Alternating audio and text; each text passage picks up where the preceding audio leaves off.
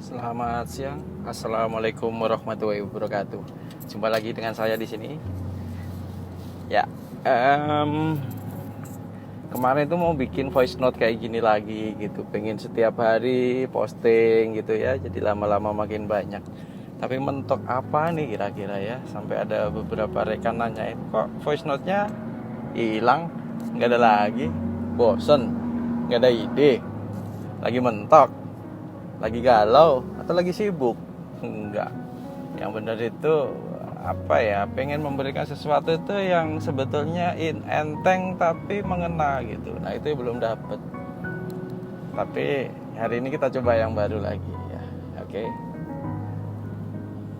Tren teknologi saat ini sudah luar biasa, sangat luar biasa dibandingin dengan dulu waktu kita kecil. Bukan kita kali ya, saya kali ya yang kecil, beberapa puluh tahun yang lalu gitu. Dengan adanya teknologi, dengan adanya handphone, terutama smartphone ya, dulu merupakan barang yang mahal, bahkan sesuatu yang menurut kita itu bukan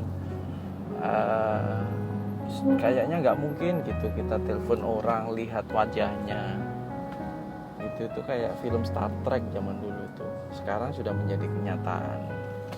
Belum lagi ditambah lagi dengan beberapa hal lompatan teknologi, dengan mudahnya kita berbelanja, mudahnya kita berjualan, bertransaksi, transfer. Bahkan tidak hanya di lokal, kita bisa sampai ke luar negeri segala macam. Karena apa? Teknologi. Dan apa yang perlu kita petik dari sini? Kita harus bisa pintar-pintar memanfaatkan teknologi itu untuk kecerdasan kita, untuk kebangkitan kita, untuk mengembangkan bakat, mengembangkan diri kita lebih baik dibandingkan dengan generasi-generasi sebelumnya. Ada beberapa rekan-rekan kita itu yang terjebak dengan membuat hoax-hoax, yang hoax ya, hoax atau hoax sih, yang sekarang ini sebagian besar banyak ada di media sosial. Kenapa sih harus membuat hal-hal seperti itu? Kenapa sih nggak kita gunakan waktu kita itu untuk hal-hal yang lebih efektif lagi? Misalnya berjualan misalnya. Sekarang ini sudah tidak ada sekat lagi di daerah di Jawa atau di luar Jawa, itu tidak ada lagi sekat itu gitu. Bahkan yang surprise itu, beberapa hari yang lalu saya beli kamera namanya lensa kok kamera. Ada lensa namanya itu lensbong. Aku pikir apa ini, kayak singkatan lebay gitu-gitu kan, lensbong. Gak taunya itu adalah lensa bongkaran. Lensbong, lensa bongkaran. Oh, ternyata itu dia bongkar dari beberapa perangkat yang sudah dipakai dan itu dipergunakan untuk lensa di HP, sehingga kita bisa menggunakan pakai wide, telefoto, makro dan sebagainya. Dan itu adalah rakitan. Dan yang jualan tebak dari mana? Bukan dari Jakarta, bukan dari kota-kota besar, tapi dari kota kecil di Pati sana. Surprise juga tuh orang Pati bikin kayak gitu. Pantesan lah ya, saya kemarin itu saya cari itu ada di Tokopedia, nggak nemu. Selain yang dari Pati tadi ya, yang dari Blibli nggak nemu. Aku pikir itu lensbong itu semacam merek gitu, nggak taunya itu bongkaran. Ya iyalah bongkaran, lu cari di Blibli, lu cari di Lazada kagak bakalan ketemu, karena itu adalah rakitan sendiri. Salut untuk orang Pati, yes. Nah artinya apa? Kita nggak perlu takut dengan kita tinggal di daerah. Itu bukan ketakutan yang asli. Ketakutan itu aja di diri kita sendiri. Lakukan aja, jual apa saja yang kita bisa jual. Sekarang itu kalau orang dibilang itu sekarang susah cari makan, itu justru terbalik. Sekarang itu adalah cara paling mudah sekarang itu. Memang eranya kompetisi ya. Cuman dengan kompetisi yang ada sekarang itu kompetisi sehat gitu. Kita punya hal-hal yang kita punya orang lain nggak punya, di daerah kita ada, di tempat lain nggak ada. Dan justru inilah era sekarang, inilah daerah itu harus lebih maju daripada Jakarta. Karena apa? Biayanya itu jauh lebih murah di daerah. Kita kirim ke Jakarta, ongkos kirim ke Jakarta berapa? Murah, bahkan murah banget. Bahkan ada beberapa yang menggratiskan ongkos kirim. Wow banget. Walaupun kita masih belum bisa mengalahkan produk-produk dari Cina ya. Produk dari Cina, barang dari Malang dengan barang dari Cina, ongkos kirimnya lebih murah dari sana. Tapi kita lupakan dulu lah. Kita bicarakan yang lain kali untuk hal-hal produk-produk dari luar negeri. Coba di internal dulu kita. Manfaatkan semuanya. Kebetulan beberapa waktu selama masa pandemi corona ini, masjid di tempat di lingkungan saya selalu menyediakan masker bagi orang-orang yang tidak membawa masker. Jadi setiap minggu saya beli itu antara 10-20 lusin gitu. Kemudian ada beberapa jamaah, bukan beberapa lah, ada satu orang jamaah yang sebelumnya itu dia Gojek gitu, karena masa pandemi gini menurun omsetnya, dia nitip jualan ke saya, nitip beli masker. Waktu itu yang belum dilarang itu masker scuba ya. Harganya di online berapa tebak? 1.500, bapak-bapak, ibu-ibu.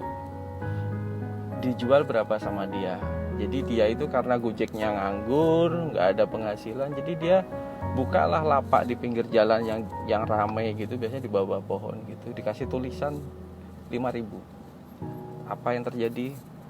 2 hari kemudian dia datang ke saya, Pak nitip lagi. Bayangin, 1.500 dijual 5.000. Ada 3.500, anggap aja untuk operasional 500 rupiah, 2.000, masih untung 3.000. Pokoknya intinya itu 250-an deh, 250 piece itu berapa ya? 250 piece itu 2 hari. Jadi bisa dihitung sendiri untungnya. Kalau 100 berarti kan 300.000. Hanya duduk di pinggir jalan. Maksudnya dengan cara sederhana aja dia bisa mendapatkan uang sebanyak itu gitu, 2 hari. Itu dari hal yang kecil, masih banyak hal lainnya yang kita bisa lakukan. Jadi kalau sekarang kita termasuk generasi yang mager, generasi rebahan, scroll, komen, hanya netizen yang sukanya itu ngomel-ngomel di media sosial, tinggalkan hal-hal itu. Itu sangat tidak produktif bagi kita. Pertama itu membuat diri kita negatif, auranya. Yang keduanya kita tidak dapat apapun dari hal itu. Kita menghujat orang di media sosial untuk apa? Lebih baik waktunya kita gunakan itu untuk hal-hal yang positif. Kita lakukan untuk yang berjualan, mendewasakan orang. Mungkin insya Allah salah satunya apa yang saya bicarakan di sini juga bisa mengubah itu, insya Allah. Kita nggak tahu gitu. Kita nggak tahu ucapan dari siapa yang bisa merubah diri kita. Berikan apa yang kita bisa berikan. Kalau yang lain mungkin bisa berdakwah karena memang dia bidangnya itu. Kalau yang lain mungkin bisa nyanyi karena dia pinter nyanyi, bisa pinter gitar. Nah kalau aku gitar nggak bisa, nyanyi apalagi, udah ketahuan kan. Mau ceramah, tauziah, ayatnya juga gitu-gitu aja, nggak lepas-lepas dari baligu ani walau ayat ya kan. Fabi ayi ala robikum atukadziban. Ya nggak jauh-jauh dari itu yang semua orang udah tahu gitu. Jadi tapi saya ingin bersumbangsi kepada anak muda, kepada rekan-rekan semua gitu. Yuk mari kita sama-sama kita berikan apa yang kita berikan.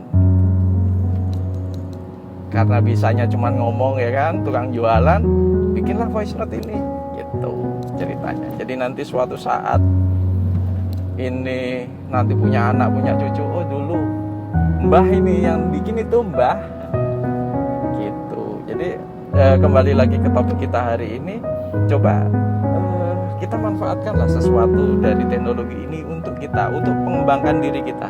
Kalau memang dari diri kita nggak bisa kembangin, paling nggak kita share ilmu yang kita miliki ini untuk orang lain. Masalah rezeki itu urusan Allah, tapi masalah berusaha itu urusan kita, itu kewajiban kita. Jadi rekan-rekan, jangan pernah tergulung oleh teknologi, jangan pernah kita menjadi penonton dengan adanya perkembangan teknologi, tapi kita pemain di sana. Kita berikan apa yang kita berikan, lalu perhatikan apa yang terjadi. Assalamualaikum warahmatullahi wabarakatuh.